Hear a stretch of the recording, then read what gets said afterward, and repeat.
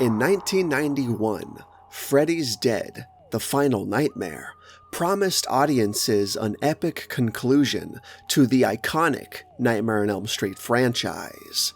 In 3D no less, with audiences being promised a fitting and very final death for Freddy Krueger himself. Yet, instead of the expansive swan song the franchise absolutely deserved, what we got was a lackluster carnival of comedic horror elements that felt more like a parody of a Freddy movie than an actual Freddy movie.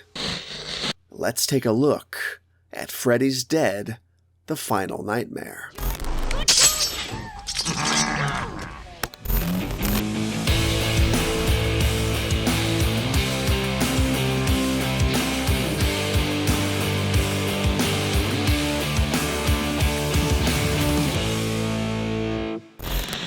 Firstly, the tone of this so-called Final Nightmare was very problematic. A great horror flick teeters on the knife edge of terror, keeping you in suspense, making you question what lies around every corner, and if there's comedic or quirky aspects thrown into the mix, it should be handled with a sense of balance, much like Jason Lives, or The Lost Boys, or even Scream.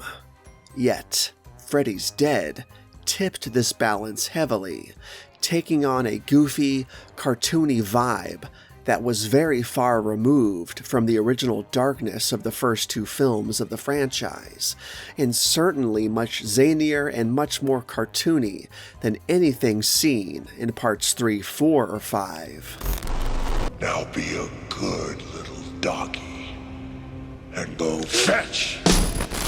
Freddy Krueger, once a symbol of relentless terror, or at least still in the vein of his original interpretation, was reduced to a caricature of himself in a very major way in Freddy's Dead. His sinister yet funny one-liners and puns we came to know and love from Dream Warriors onward somehow turned into cheap, laughable gags that just feel flat and deflated almost immediately. Nice hearing from you, Carlos. The franchise's trademark dark surrealism and hyperkinetic dreamy atmosphere was replaced by 100% slapstick horror, pulling us out of the nightmare entirely and into a farce.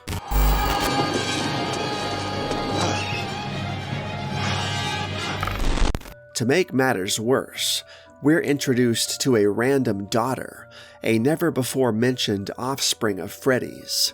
This addition not only feels like a total break from continuity, but feels like a cheap plot device, shoehorned in to add some sort of personal stakes to Freddy's eventual downfall, not unlike the sister angle of Jason Goes to Hell. It's an unexpected twist, but one that leaves audiences asking, where has she been all this time? And why the hell should we care? But you let me live! Only long enough for you to bring me back my daughter. Your daughter? The lack of attention to detail extend to Freddy's appearance as well. Robert Englund's makeup is at its most basic in this film. Gone are the intricately grotesque burn scars that made Freddy's visage so memorable, replaced by a more rubbery, simplistic design that seems more like a product of afterthought, when the character's burn makeup should play a pretty significant role in both pre- and active production. Englund's portrayal of Freddy is still magnetic, yet the burn scars that help visually define him are no longer fear-inducing. Sticks and stones may break my bones, but nothing will ever kill me. Then there's the issue of the film's 3D gimmick. The Final Nightmare's dream sequence towards the end of the film, specifically the last 10 minutes or so, employs 3D effects, a gimmick that now looks absurdly dated, crude, and out of place, especially when watched in 2D. These 3D effects not only fail to contribute anything meaningful to the narrative, but also distract the viewer entirely, taking the focus completely away from said narrative and further diluting its impact. The debate over which film has worse 3D, Freddy's Dead or Friday the 13th Part 3, is still up for debate. The next point of contention is the way Freddy is defeated at the end of the final nightmare.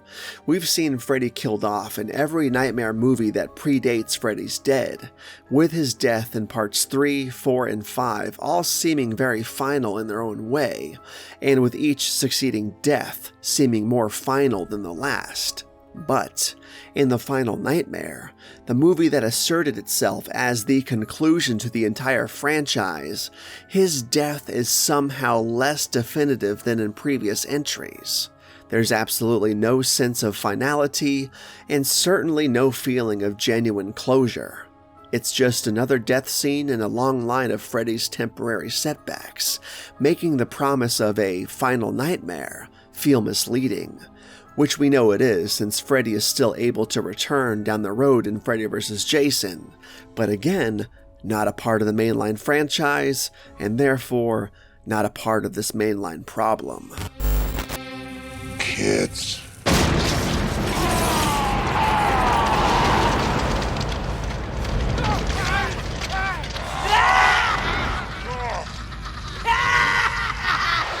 Additionally, too many characters survive in this entry. One of the strengths of the Nightmare on Elm Street franchise has been the vulnerability of its characters. Nobody is safe in their dreams. Yet, in Freddy's Dead, we see a noticeable increase in the survival rate, another element that takes away from the suspense and terror that defined earlier films, especially when you take into account the death of Nancy Thompson, the heroine of the first film and a huge part of the Dream Warrior story, who has been dead since Part 3. But in Freddy's Dead, surviving Freddy Krueger has somehow become a much easier feat. Finally, the end line of Freddy's Dead is delivered in a manner that can only be described as cringe-inducing. It attempts to be a punchline, a final declaration of Freddy's demise, yet it falls completely flat, echoing the general sentiment towards this final installment. Freddy's dead. But, despite these shortcomings, there are a few redeeming factors.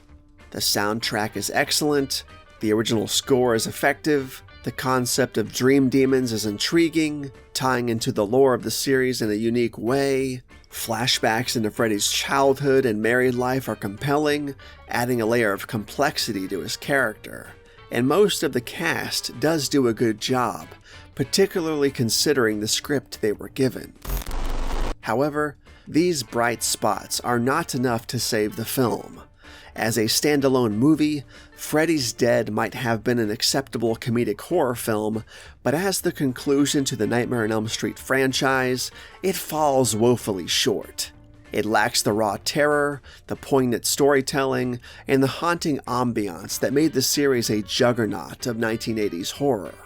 Instead, it feels like one big missed opportunity to give Freddy Krueger the grand finale he so rightfully deserved.